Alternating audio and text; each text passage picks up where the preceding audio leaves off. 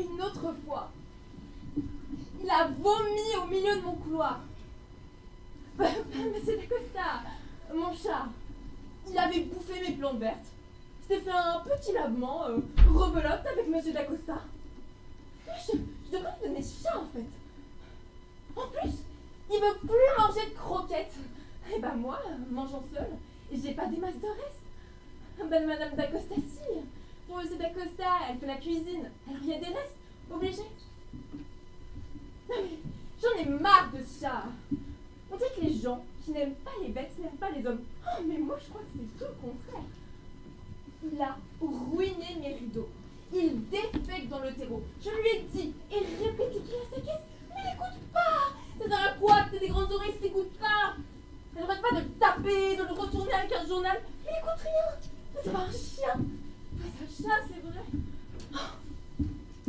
Et puis dire que j'ai hésité avec un petit chien chinois, nain, albinos et brunâtre, tout blanc, avec des petits yeux tout ronds. Une vraie merveille. Il aurait pas bouffé mes plantes, lui. Je me suis dit, un chat, c'est bien, c'est indépendant. Il n'y a pas à le faire descendre pour aller pisser tous les soirs. Ça a fait toute la différence. J'ai pas d'ascenseur et j'habite au 3e. Mais alors le chat est devenu pour moi rapidement comme une évidence. J'aurais mieux fait de me retourner un ongle. Non mais j'en peux plus, j'en peux plus.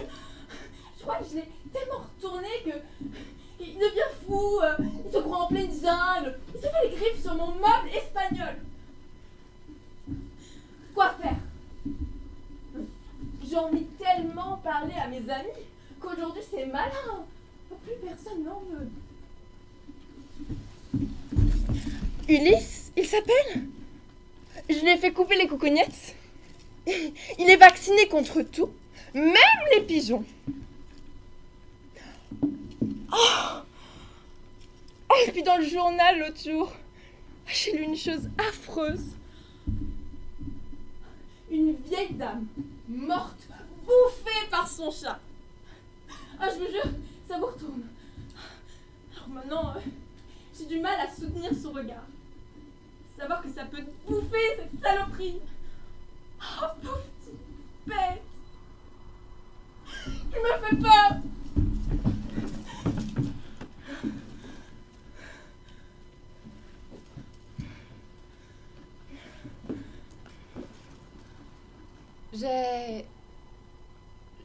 J'ai toujours fait semblant.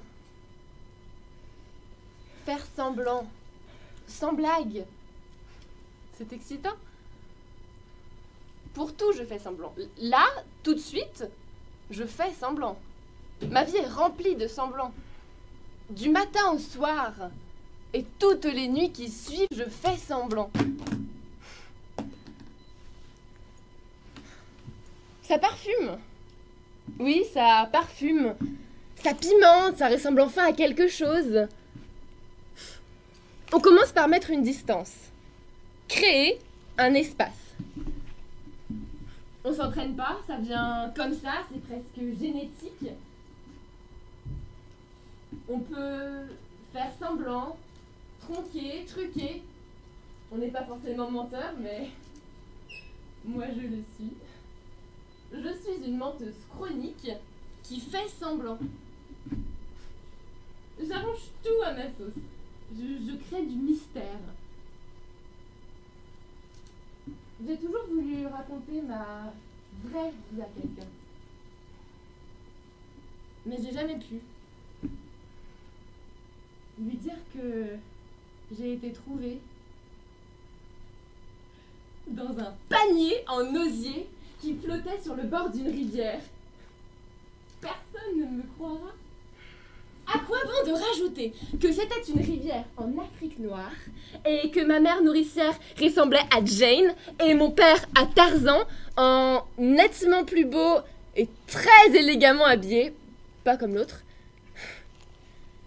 Voilà, j'ai reçu une éducation très stricte. Parmi les singes! Qui me croira quand je lui raconterai que je me suis battue jusqu'au sang avec pour un régime de bananes?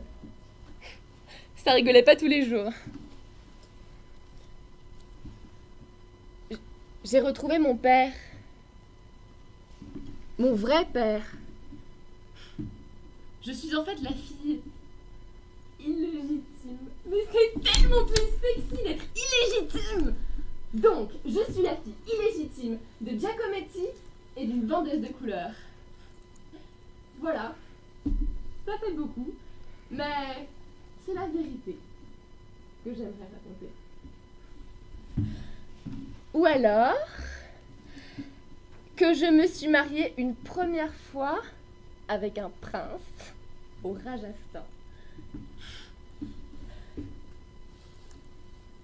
Aussi loin que je puisse remonter, j'ai toujours fait semblant. Dès le premier baiser, je lui ai dit je t'aime pour voir ce que ça ferait. C'était pas mal. Il s'est mis à courir dans tous les sens une fin d'après-midi en Toscane.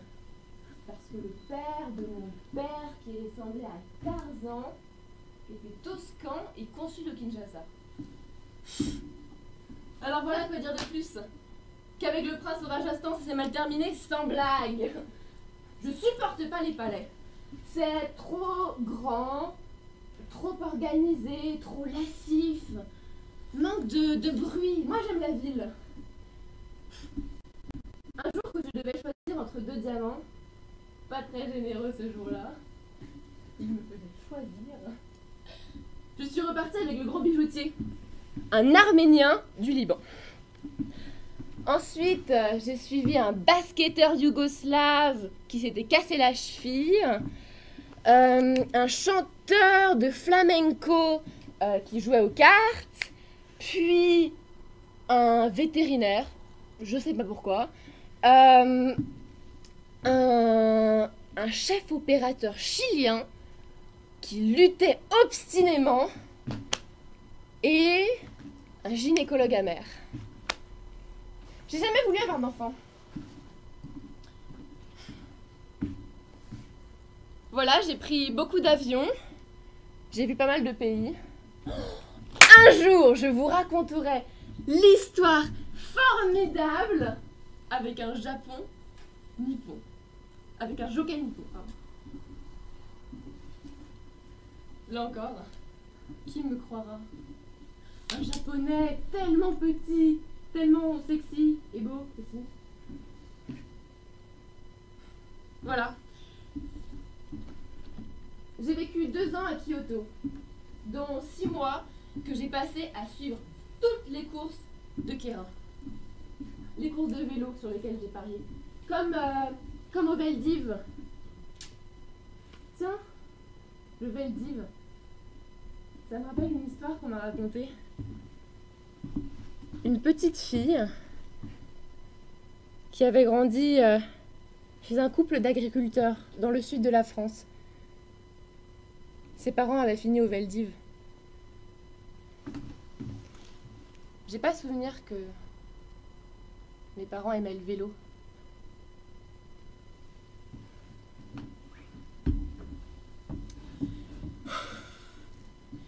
Oh, ce que ça m'agace. Continuez donc de nager dans vos certitudes, vous portez en ridicule ce que vous ne comprenez pas. Continuez donc de cracher sur ceux qui se sont essayés et se sont brûlés.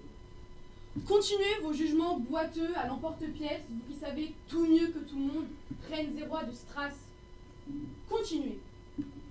Vous deviendrez des mouches et des temps piquants dans la sueur, irritants, outas dans le gazon frais tondu, rougeur entre les cuisses et sur les chevilles, chenilles le long des murs rampants. Vous ne serez que piqûres d'insectes, misère dans les broussailles, bruissement nerveux au-dessus des marais, gazouille dans la vase, bourdonnement vert, brûlant dans la merde. Et ce n'est pas si drôle, hein. Continuez et vous verrez. Et ce ne sont pas des visions d'alcooliques. Okay. Bon.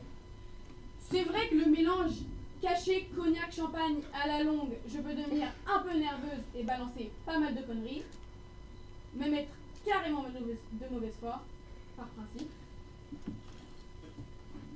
Ils confondent souvent finesse et mauvaise foi. La mauvaise foi est un formidable exercice. Surtout, ne jamais jamais avouer qu'on est de mauvaise foi. Le jeu, c'est de pousser le bouchon le plus loin possible. C'est de la pêche au moulinet, en fait. Ne jamais avouer, pas une seule fois. La première fois, vous êtes mort. Pour vous contrer, ils deviendront rapidement eux-mêmes de mauvaise foi. Et là, vous les ferrez. Tenez, par exemple. Je te trouve légèrement de mauvaise foi aujourd'hui, et lui. Oui, c'est vrai que j'étais un peu trop loin. Vous voyez ce légèrement? C'est ce légèrement qui le ramène à l'eau, qui le fait rendre et il avoue. Et ce n'est fini de lui et de ma soi-disant mauvaise foi à moi. J'assume, chacun ses armes.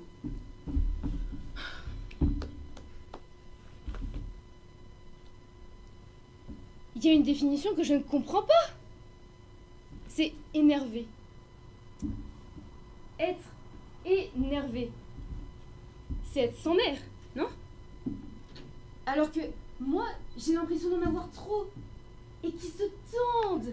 Véritable tendeur crochetée au bout. Certains, certaines, vous ne pouvez pas savoir comme vous m'énervez.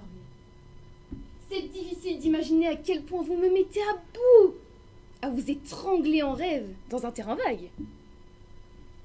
Vous ne pouvez pas imaginer à quel point je vous méprise au fond de moi, qu'il n'y a même plus de mots pour le dire.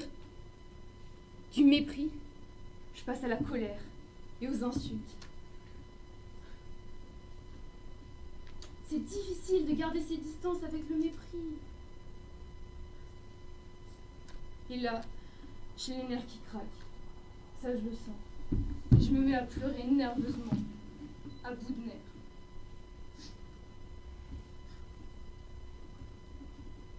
C'est énervant de pleurer pour tous ces abrutis, tous ces connards. Je dirais même pas ces connards, je trouve ça très laid. C'est une figure de style, je dirais pas. Oh mais bon, on le dit. Ben moi je le dis sans figure de style, toutes ces connasses. Voilà, ça fait du bien. Mais tous ces connards et ces connasses qui jour après jour vous pourrissent la vie, racontent des choses sur vous comme de petites vipères, sans rien savoir. Ils partent de rien et arrivent à tout. Toutes leurs suppositions vont toujours dans le même sens, toujours contre vous. Leur regard plein de haine à couper au couteau, leur jeu de mots facile, la critique calembourgeoise, l'exaspéré continuel qui vous fusille du regard, leur facilité condescendante, et j'en ai vu des paquets, des groupes et des troupeaux de connards et d'abrutis, comme des troupeaux d'éléphants et de girafes au Kenya. Et je travaille, hein. Je travaille pour arrêter de penser à tout ça. Enfin, je travaille sur moi. Enfin, je veux dire, je travaille pour essayer d'enrayer ma rage contre tous ces abrutis.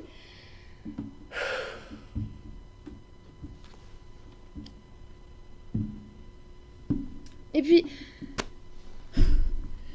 j'aimerais dire à plein de gens que je les aime.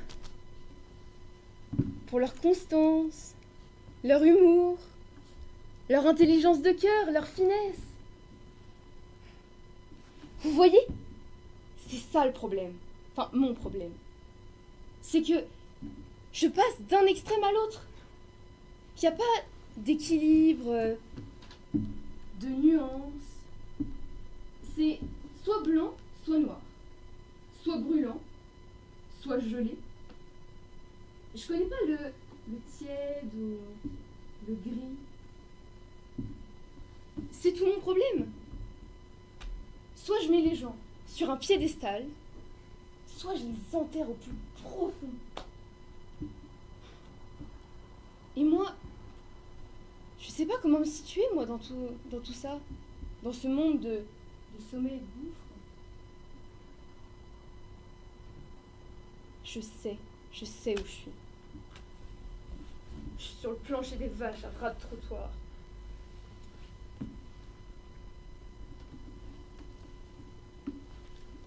La réalité est là. La réalité est là. Tout ce que vous avez imaginé ou rêvé ou pensé prend forme ici d'une manière ou d'une autre. Toute vos pensées et vos paroles ont créé des mondes. Ceci n'est que ce que vous avez souhaité rencontrer. Celui qui n'a rien souhaité ne trouvera rien et ne verra que le vide et le néant. Il l'a voulu, l'a désiré et l'obtiendra. Toutes vos peurs sont là, se cristallisent, vos démons les enfourchent, vos enfers les déchaînent. Mais si vous avez rêvé d'autre chose, chaud, frais, léger, partout comme une pluie douce et des vents légers, comme une lumière douce et cristalline de l'amour, alors vous le trouverez aussi facilement qu'un saumon la rivière, qu'un saumon une mouche, aussi clairement que vous ressentez que vous avez souffert et souhaité, alors vous l'obtiendrez. Ce n'est pas bien difficile à comprendre.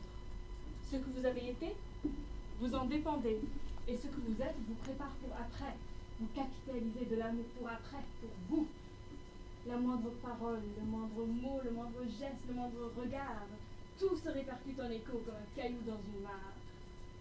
Vous vous payez cash. Vous ne pouvez pas savoir comme c'est cash. Vous payez cash ce que vous rencontrerez. Vous préparez votre propre lit, votre propre maison. Chacun à sa façon, chacun à sa place. Chacun avec ceux qu'il a choisi, aimé, détesté. C'est comme ça. Et celui qui n'a rien cherché ne trouvera rien. Pas d'amour, pas d'amour. De l'amour, de l'amour.